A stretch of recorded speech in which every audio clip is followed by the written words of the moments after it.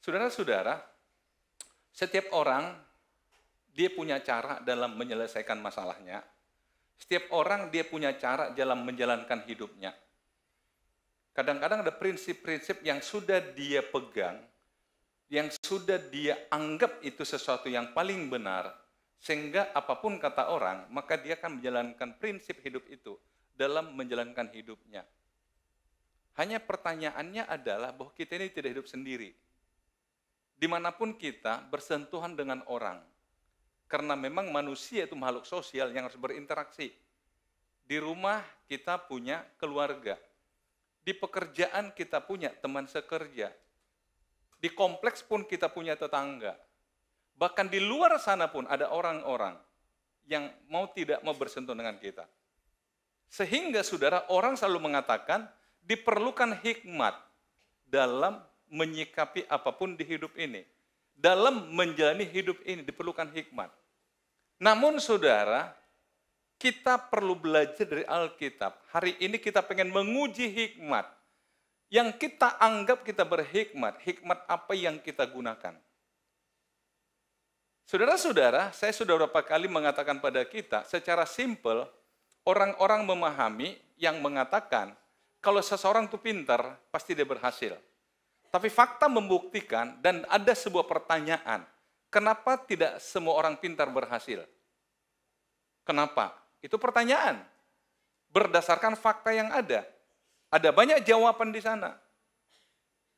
Dan kalau saudara belajar namanya manajemen, saudara belajar namanya leadership, orang mengatakan begini, kepintaran, skill seseorang cepat membuat dia naik. Tapi yang buat dia bertahan adalah karakternya. Kompetensi seseorang membuat dia cepat naik. Tapi yang buat dia bertahan di sana adalah karakternya dia. Akhirnya saudara, orang mulai meramu yang namanya kecerdasan. Minggu lalu saya bertanya pada kita, mana lebih hebat, orang pintar apa orang cerdas? Saudara katakan orang cerdas. Saya sepaham dengan saudara. Orang cerdas. Banyak orang pintar. Pintar itu hanya satu sisi. Kalau kita belajar, para psikolog sendiri sebenarnya banyak sekali memberikan seminar. Di Google juga saudara pasti gampang sekali menemukan bahwa ada 3 jenis kecerdasan yang sangat umum dipahami orang. Yang pertama disebut dengan IQ, intelijensi. Saudara-saudara, banyak orang berpikir kalau seorang itu IQ-nya di atas rata-rata, wah masa depan dia baik. Tapi kenyataannya, tidak semua orang yang IQ-nya bagus itu sukses. Karena apa? IQ itu hanya satu bagian. Karena masih ada namanya emotional quotient. Emosi. Dalam emosi ini ada karakter. Ini sekarang tadi, seseorang itu mungkin secara intelijensi, dia punya kemampuan, dia punya skill, dia punya ini. Tetapi ketika emosinya tidak bisa dia kendalikan secara baik, maka emosinya bisa merusak karirnya. Bisa merusak apa yang dia rancang dengan intelijensinya, saudara. Tapi saya senang akhirnya orang menambahkan yang disebut spiritual quotient. Spiritual quotient, artinya ada nilai-nilai spiritual yang harusnya dimiliki seorang. Akhirnya orang mengatakan bahwa satu pribadi yang lengkap, yang untuk a whole person, itu haruslah seorang yang punya intelijensi, yang punya emosi, yang punya spiritual quotient. Barulah dia menjadi manusia seutuhnya. Setuju saudara? Nah, saudara-saudara, saya coba melihat dalam Alkitab, kecerdasan ini dekat dengan namanya hikmat. Orang pintar, orang cerdas. Nah, dalam Alkitab, dalam Amsal paling banyak dibandingkan orang berhikmat dengan orang bebal atau orang bodoh. Orang bebal, orang bodoh dijadikan satu rumpun. Berhadapan dengan orang berhikmat. Betul saudara? Saudara bisa baca kitab Amsal. Saudara bisa menemukan puluhan kata tentang hikmat di sana. Yang dibandingkan dengan orang bodoh. Nah, hikmat. Apa itu hikmat? Kalau saya coba melihat ini, seorang berhikmat adalah seseorang yang bisa mengkombinasikan antara intelijensinya dengan emosinya, kemudian dia dikontrol oleh spiritualnya dia. Saya suka ada orang mengatakan seharusnya spiritual question ini yang mengendalikan intelektual seseorang, sehingga intelektualnya itu nggak liar. Saudara-saudara, masih ingat barangkali beberapa waktu yang lalu, saya membaca satu artikel ditulis oleh Hermawan Kertajaya, yang judulnya adalah Life with a Mission. Hidup dengan sebuah misi. Kemudian di sana dikatakan apa? Ada 4 komitmen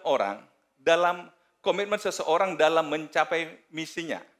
Yang disebut dengan the progression of commitment value. Saya kira sudah pernah saya jelaskan ini, saudara. Dia katakan apa? Komitmen, mohon anak ini bisa, anak siapa ya, bisa di pangku ya. Supaya nggak mengganggu perhatian yang lain ya. Oke. Baik, saya ulangi. Ini jadi live kita sebenarnya, jadi akhirnya orang tahu kalau ada anak-anak liar. Oke, nggak apa-apa. Nah, dia katakan bahwa nilai komitmen yang di dasar, dia buat 4 yang paling dasar, dia sebut dengan political commitment. Maaf, tidak berbicara orang politik, enggak.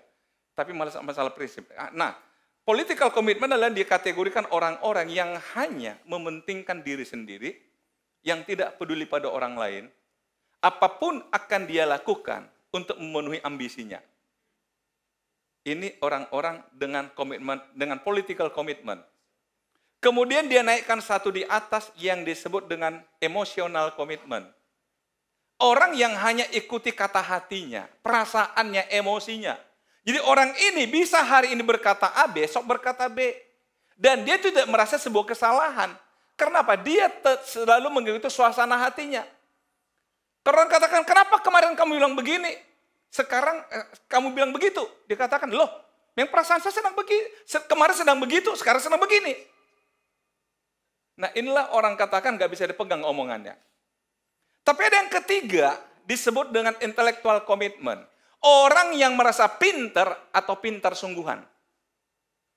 Jadi dia kepentingannya adalah hanya supaya orang tahu bahwa dia tahu sesuatu. Efeknya dia nggak peduli. Tapi Hermawan katakan harusnya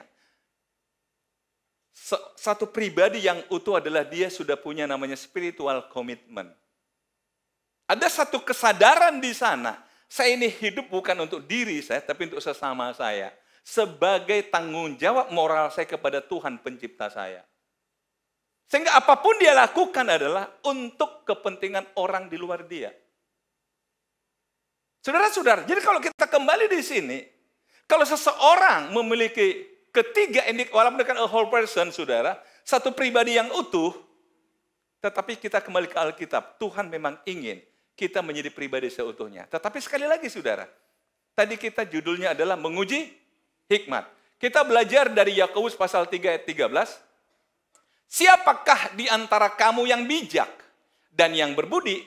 Baiklah ia dengan cara hidup yang baik, menyatakan perbuatannya oleh hikmat yang lahir dari kelemah lembutan. Menyatakan perbuatannya, melakukan hidupnya, menjalankan hidupnya, membuat keputusan-keputusan dalam hidupnya yang didasar oleh hikmat yang lahir dari kelemah lembutan. Jadi baik dia orang yang bijak, orang yang berbudi, siapa? Saudara tahu Yakobus ini seorang pendeta, seorang gembala, istilah sekarang seorang gembala, saudara. Dia mengatakan pada jemaat, "Hei jemaat, kalau kamu ingin menguji bahwa kamu orang bijak atau berbudi, coba lihat, kamu lemah lembut enggak?" Nah, mari kita lihat akhirnya dia jelaskan pada ayat 14, jika kamu menaruh perasaan iri hati dan kamu mementingkan diri sendiri, janganlah kamu membanggakan diri. Jadi orang-orang yang menaruh perasaan iri hati, orang-orang yang mementingkan diri sendiri, jangan memegahkan diri dan jangan berdusta melawan kebenaran. Artinya apa, saudara? Orang yang iri hati, orang yang memegahkan diri, Yakobus katakan itu sama dengan orang yang berdusta melawan kebenaran. Itu bukanlah hikmat yang datang dari atas, tetapi dari dunia, dari nafsu manusia, dari setan-setan. Jadi kalau kita yang menguji hikmat, hati-hati loh. Ada hikmat dari dunia, ada hikmat dari hawa nafsu, ada hikmat dari apa saudara? Kok saudara kayaknya enggak begitu rela membacanya? Hikmat juga namanya. Tapi dari dunia, artinya apa? Yakobus ini mata dunia punya hikmat. Kita punya hikmat dari hawa nafsu. Tapi setan juga punya hikmat. Perhatikan baik-baik saudara. Dunia punya hikmat.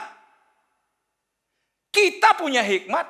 Tetapi didasarkan pada hawa nafsu.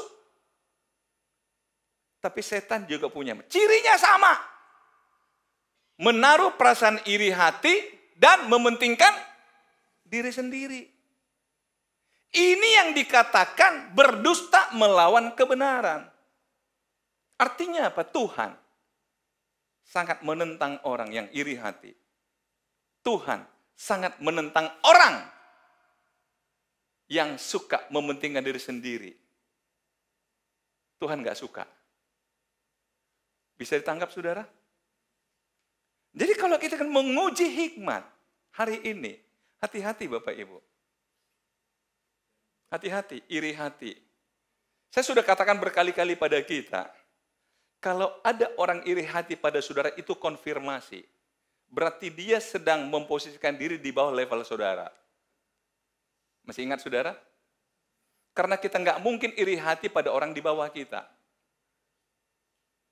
Jadi kalau ada orang iri hati pada saudara, itu konfirmasi satu pengakuan bahwa saudara lebih dari dia. Masih ingat saudara, kita belajar itu? Jadi nggak perlu terganggu dengan orang iri hati, sebab dia sedang memberikan pengakuan. Kan anak muda katakan sirik tanda tak? Ah iya kan? Itu kan klarifikasi dari anak muda. Betul saudara? Jadi nggak usah sewot saudara kalau ada iri hati. Yang kedua, mementingkan diri sendiri, saudara. Dunia ini rusak karena ada orang-orang yang terlalu fokus pada diri sendiri, diri sendiri, diri sendiri. Sekali lagi, saudara, cirinya sama. Cirinya sama.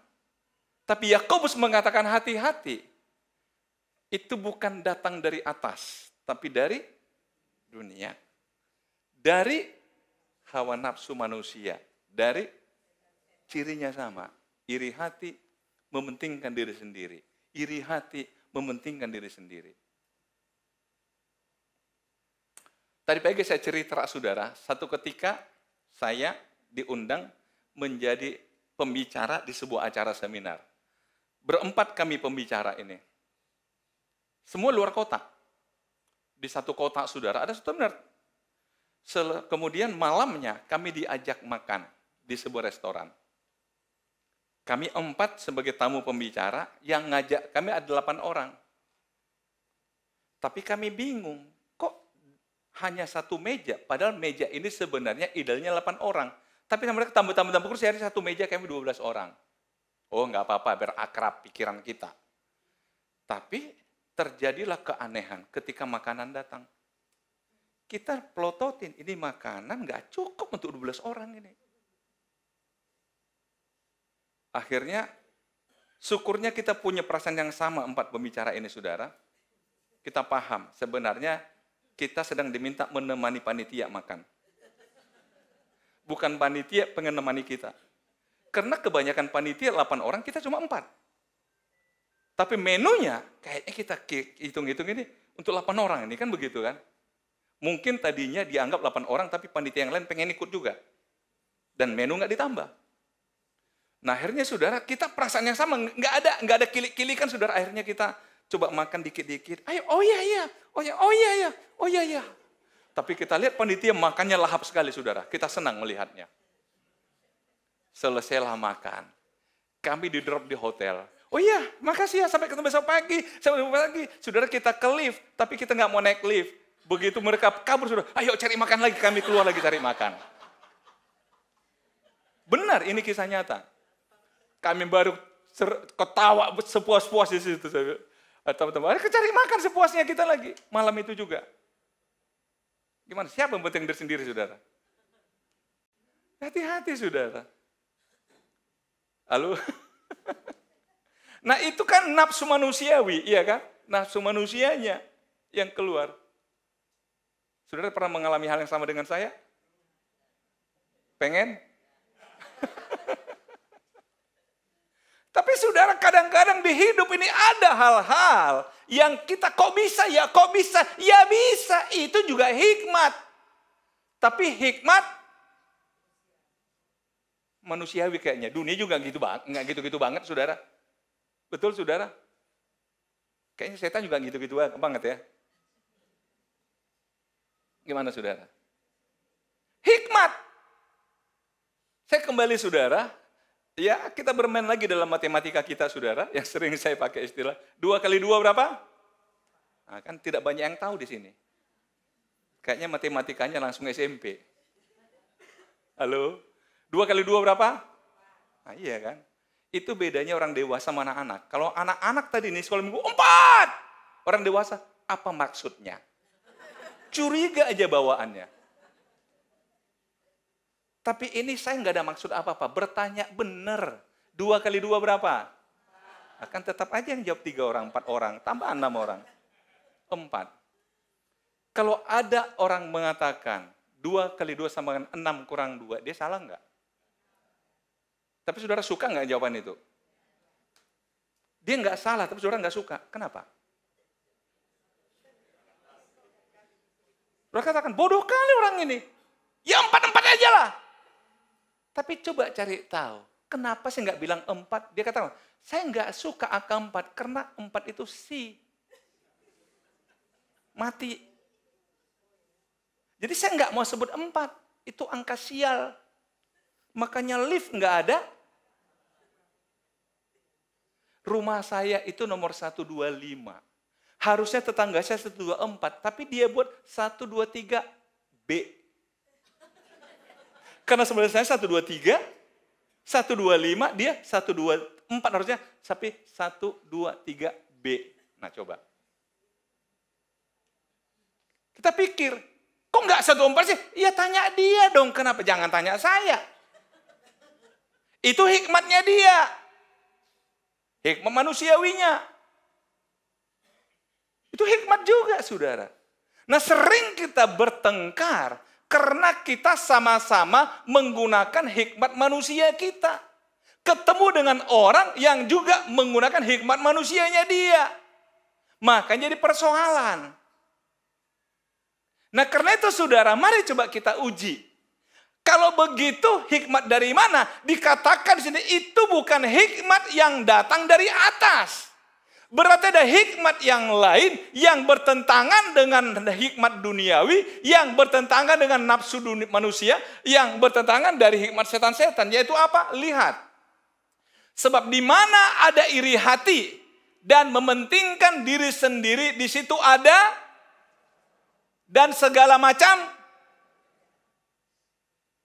Ternyata hikmat duniawi, hikmat manusiawi, hikmat dari setan-setan.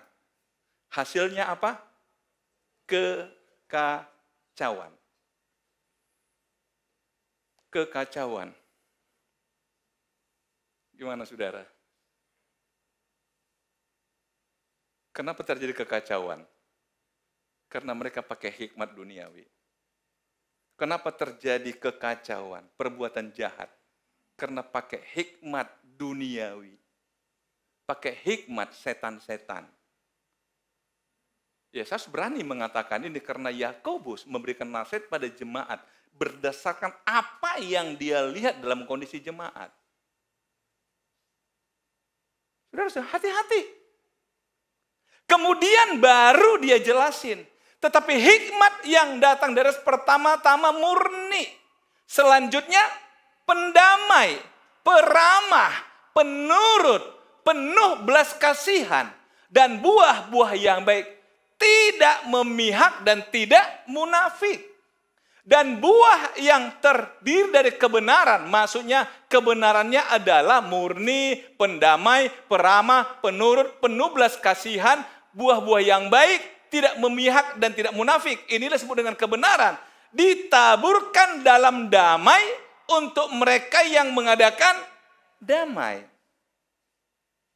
Ditaburkan dalam damai untuk mereka yang mengadakan damai. Lihat, kontras sekali dengan yang tadi menimbulkan kekacauan. Yakobus ingin mengatakan, perbedaan yang paling menyolok adalah orang berhikmat itu dari atas atau bukan dari atas. Lihat, apakah dia menimbulkan kekacauan atau damai sejahtera. Menimbulkan kekacauan atau damai sejahtera, saudara. Buat kacau itu gampang sekali. Buat damai beratnya luar biasa. Buat damai berat sekali, saudara. Tetapi Tuhan ingin kita gunakan hikmat untuk membawa damai. Itu sebab Yesus mengatakan apa? Berbahagialah mereka yang membawa damai, karena mereka akan disebut anak-anak Allah. Tuhan ingin, saudara. Kalau saudara katakan kok kacau sekali dunia, berarti tugas saudara menggunakan hikmat dari atas untuk membawa damai. Saya kembali ke meja makan tadi, saudara. Kalau kita pakai hikmat manusiawi, kacau nggak di meja makan itu? Apa yang maksud kalian? 12 kita, kok cuma begini lauknya? Kan kacau. Tapi hikmat atas kita pakai. Udah. Mereka antar kita pergi, kita cari makan lagi. Loh, nggak salah kan? Dan mereka nggak tahu itu. Pasti lapor mereka, tamu sudah kasih kami kasih makan sampai mereka nggak habis, nolak-nolak. Sampai nolak-nolak mereka. Kalau kita pikir, loh kita kan tamu, hormati dong. Tapi enggak. Karena bagi kita, memang sudah begini mereka, ya sudah kita ngalah aja. Kita pulang ke hotel. Tapi begitu mereka pulang, kita cari makan lagi. Karena apa? Kita ingin gunakan hikmat dari atas. Mari Bapak Ibu, Tuhan ingin kita menjadi pembawa damai. Tuhan ingin kita gunakan hikmat dari atas dalam menjalani hidup ini. Setidaknya kita mulai mengajarkan orang-orang sekitar kita. Harusnya begini loh. Ini hikmat dari atas. Ini hikmat dari atas. Ini hikmat dari atas. Ini hikmat dari atas. Ingat, minggu lalu saya singgung sedikit masalah Yusuf. Masih ingat minggu lalu? Ketika saudara-saudaranya di Kejadian pasal 50, takutnya sudah udah lupa lagi. Kan ada rumus kita apa? Banyak belajar, sedikit belajar, sedikit tidak belajar, tidak. Saudara yang mana itu? Yang terakhir ya? Tidak lupa. Berarti kalau saudara nggak lupa, berarti karena nggak hadir minggu lalu nggak apa-apa. Tapi kalau hadir lupa, saya persoalkan saudara. Lihat, ketika Yakub sudah dipanggil Tuhan, saudara-saudaranya semua datang kepada dia dan mengatakan, kami siap untuk menjadi budakmu. Karena mereka pakai hikmat duniawi. Kami sudah salah, kami siap dihukum. Tapi Yakub pakai hikmat dari atas. Dia katakan, akukah pengganti Allah? Memang kamu mereka-reka yang jahat, tapi Tuhan telah merekanya untuk sebuah kebaikan. Itu hikmat dari atas. Dan dia peluk semua saudaranya dan dia menangis. Dia katakan, enggak saudara-saudaraku, aku akan pelihara hidup kalian selama aku ada di sini. Akhirnya mereka damai. Damai. Kan minggu lalu saya katakan kalau orang Medan, bagaimana marahnya Yusuf? Kalau Yusuf orang Medan. Baru tahu kau sekarang. Kalau dulu kau masukkan aku ke sumur, Apa kau bilang sama aku? Apa kau bilang sama aku? Nangis apa kau bilang sama aku? Nah, itu kalau orang Medan. Syukurnya Yusuf, bukan orang Medan. Ya kan? Karena apa? Dia orang yang punya hikmat dari atas. Jadilah anak Tuhan yang berhikmat, tapi hikmat dari atas. Mari uji hikmat saudara. Tuhan Yesus memberkati.